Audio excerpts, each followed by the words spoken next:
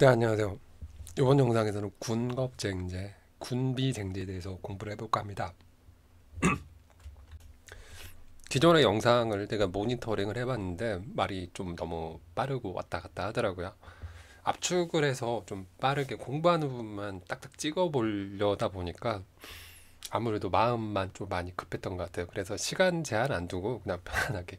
그러니까 이게 원고를 두고 아주 짧은 분량을 하게 된다라고 하면 한 3분, 5분 이 정도 할 텐데 그게 아니라서 많은 걸 전달을 하고 싶어서 길어지는 거니까 양해를 부탁드리고요. 이 사주 자습 시리즈 같은 경우는 기존에 사주 공부 시리즈는 다 보셔야 되고 그 명리학 토크 같은 경우는 사주와 관련돼서 어떤 이슈들, 재미난 글들 그걸 바탕으로 하는 거고 이거는 그냥 부분 부분 공부하는 형태에 관한 내용들을 담을까 합니다. 아무튼 그렇고요. 영상이 도움이 되셨다고 하는 분들은 이따가 끝나고 나서 좋아요 버튼 하나 눌러주시면 되고요. 구독은 해두시면 한 번만 하시면 되거든요. 구독을 한 번만 하시고 그 계속 올라오는 영상 지켜보시면 될 것 같습니다. 군겁쟁제, 군 무리군자예요. 이게 한문으로 무리군자에 그다음에 겁제할 때 비견 겁제를 합쳐서 비겁이라고 얘기를 하거든요. 그러니까 그리고 군비쟁제 이게 다 같은 말이라고 같은 뜻으로 보통 얘기를 하더라고요. 그래서 군겁쟁제, 군비쟁제. 자, 그럼 군겁쟁제 비견만 이렇게 공부하다가 이렇게 겁제는 한문으로 쓰려다가 말았어요. 자, 겁제. 겁제라는 말은 저는 그 사주 공부 시리즈를 보시면 아시겠지만 재물을 겁탈한다 뭐 이런 식으로 공부를 했어요. 그러니까 비견 같은 경우는 나와 오행이 같으면서 그 음량까지도 같았었잖아요. 어깨를 견주는 그런 동료 뭐 이런 거였잖아요. 결국 중요한 거는 군겁쟁제, 군비쟁제 같은 경우는 음, 무리군자예요. 무리를 지은 비견과 겁제가 제 재물을 다툰다. 뭐 이런 형태로 보시면 될 것 같아요. 재물을 다툰다라기보다는 혹은 다투거나 나눠 갖는다 이런 의미로 표현을 하는 게 좋을 것 같다는 생각이 들어요. 그러니까 보통 보면 재성보다 비겁이 두 배 더 많은 형태, 두 배 이상, 두 배나 그 이상 더 많은 형태를 얘기한다라고 합니다.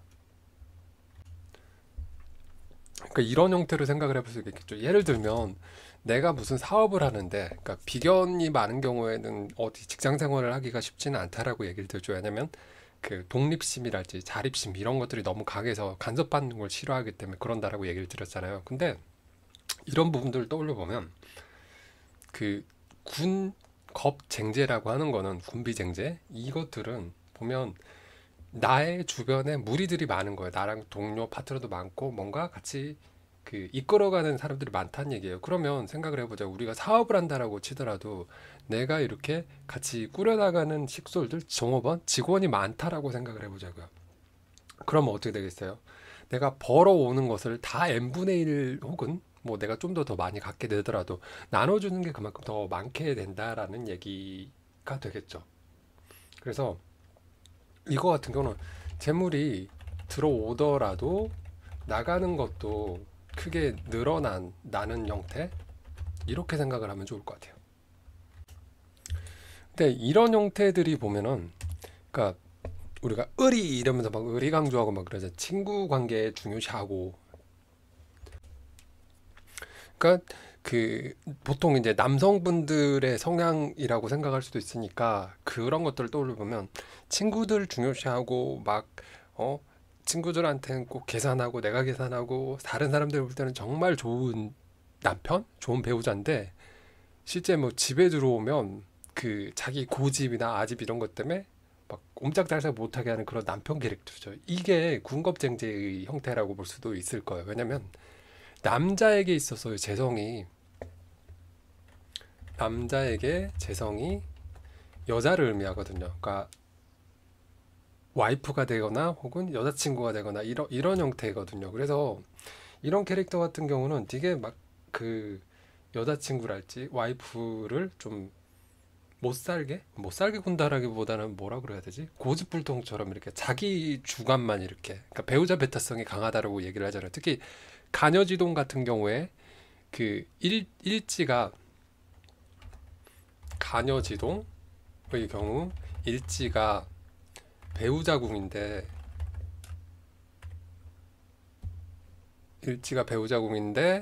그 자리에 누가 와요? 그 자리에 비견, 이런 경우를 간여지동이라고 얘기를 하잖아요. 아마 겁재가 들어가도 간여지동이라고 얘기하든가? 그건 아마 기억이 가물가물한데, 그래서 배우자 자리에 나랑 똑같은, 그러니까 나만 하는 거야. 약간은 좀 그런 캐릭터. 그래서 다른 사람들 볼 때는 저 친구 우리 좋은데, 저 남편분 되게 막 여러 사람 있는데서 되게 뭔가 잘하네, 뭐 잘 어울려, 막 이렇게 생각을 할 수도 있는데, 실제로 막상 그 가족분들, 그러니까 와이프, 가족 혹은 뭐 이런 분들 같은 경우는 우리 남편은 좀 너무 고집쟁이야, 뭐 이런 느낌으로다가. 그래서 이런 캐릭터들이 나눠져야 될 것도 많고 그러다 보니까 약간은 허세? 그러니까 좋게 보이려고 하는 그런 기질 때문에 손해를 볼 수도 있다라는 거예요. 그러니까 내가 가질 부분을 조금 더 양보한다랄지, 나 요만큼만 가질게 그냥, 그러면서 웃는 거야.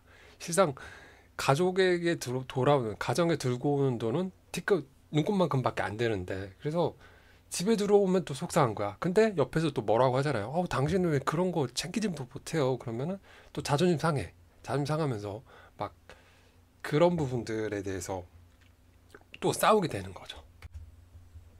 그러니까 그런 캐릭터들, 밖에서는 보면 막 길거리에 뭐 지나가는 할머니들, 할아버지들 막 이렇게 어르신 어디까지 가세요? 이러고 되게 막 도와주고 막 이러는데, 집에 오면 막 집사람한테 야, 너 왜 내 말대로 안 해? 이거 이렇게 하는 게 맞다니까 이러면서 막 고집스러운 그런 부분들 있죠. 그러니까 이거는 어, 남명인 경우에 특히나 군겁쟁제가 아무래도 남자에게 있어서 여성을 의미하는 거니까 재성이 더 그런 캐릭터가 강하겠죠. 근데 가녀지동 같은 경우는, 그 비견겁제가 많은 경우에 가녀지동 일지가 가녀지동 일주 같은 경우는 여명이어도 남편하고도 그렇게 잘 싸우고, 그러니까 그런 얘기도 있어요. 여자분 중에서, 그러니까 매 맞는 남편의 와이프는 가녀지동의 경우가 있더라, 더러, 뭐 그런 얘기들이 많이 있고 그렇더라고요.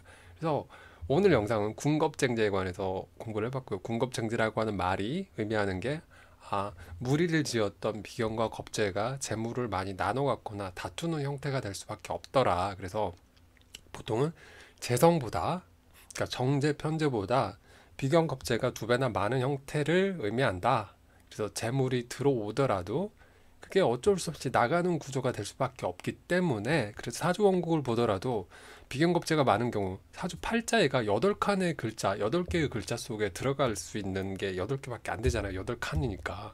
근데 거기에 비견 겁제가 3개, 4개만 되면 나머지 4칸에 생각을 해보세요. 식신, 상관, 그 다음에 정제편제, 정관편관, 그 다음에 정인편이, 이런 것들이 들어가려고 하면 그 확률치가 어떻게 되겠어요? 그러니까 그러니까 5대 영양소라고 얘기를 해보면 그 영양소들이 골고루 들어가는 형태가 아니라 어느 하나의 형태가 몰빵이 되는 거고, 대운이나 세운은 우리가 병원에서 만든 링거처럼 주기적으로 오는 거예요. 대우는 사람마다 정해져 있는 거고, 세우는 1년마다 우리 모두에게 공통적인 거다라고 하는 거.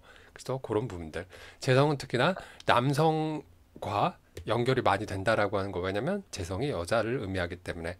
여성은 남편이나 남자친구를 의미하는 게 관성이기 때문에, 여자의 경우는 보통 많이 보는 게 식신상관, 그리고 정관편관, 이런 것들을 많이 본다라고 하더라고요. 남자 같은 경우는 재성, 그리고 뭐 잘 될 것인가, 뭐 이렇게 벼슬, 뭐 이런 것들도 보고 이렇다라고 하더라고요. 아무튼간 그렇게 정리를 하도록 하겠습니다. 그래서 군겁쟁제라는 말이 이런 형태다라고 하는 걸 기억해 두세요. 영상 보느라 수고 많으셨고요. 좋은 하루 되시고 감기 조심하시길 바라겠습니다. 안녕.